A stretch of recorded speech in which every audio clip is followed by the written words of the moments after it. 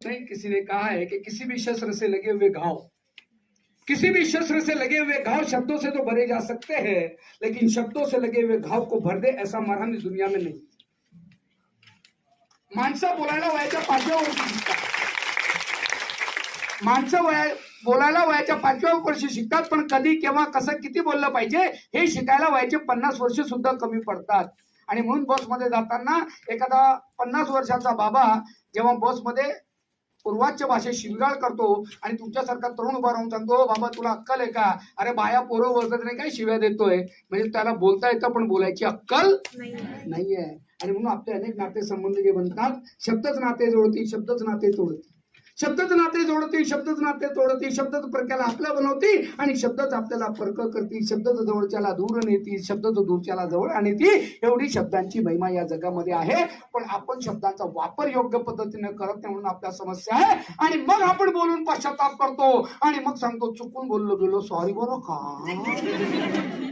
माझ्या मनात नव्हतं, मला तसं बोलायचं नव्हतं, मला काय माहित तुला एवढं वाईट वाटत. आता वाईट वाटण्यासारखं बोलली ना माय, तू काय बोल राहिली.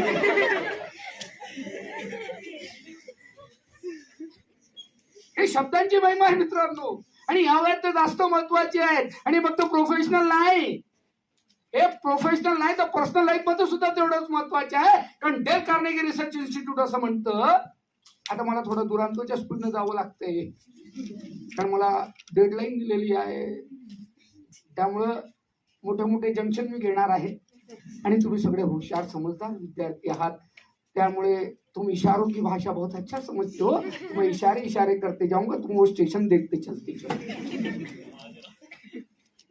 आणि म्हणून कोणीतरी असं म्हटलंय, डेल कार्नेगी रिसर्च इन्स्टिट्यूट असं म्हणतं, if you want to be a successful person in your life, Dale Carnegie research institute असं म्हणतं, if you want to be a successful person in your life, you require the 15% of the knowledge of the your field and the rest of 85% depend on your personality and your interpersonal relationship. Dale Carnegie research इन्स्टिट्यूटने हे सिद्ध केलं की जीवनामध्ये जर तुम्हाला यशस्वी व्हायचं असेल मित्रांनो, तर तुमच्या क्षेत्रातलं ज्ञान फक्त 15% पाहिजे. उर्वरित 85% हे तुमचं व्यक्तिमत्व आणि तुमच्या आंतर पारस्परिक संबंधांवरती डिपेंड असतं. आंतर पारस्परिक संबंध कशावरती डिपेंड असतात, तर ते माझ्या संवादावर असतात, मी कसा बोलतो. एखादा वर्गामध्ये असतो, खूप हुशार असतो, खूप हुशार असतो, दुसऱ्या भाषेत सांगायचं सायलेन्सर असतो, खूप हुशार असतो, पण तो असा वर्गात येतो, असा जातो, अशा नोट्स कम्प्लीट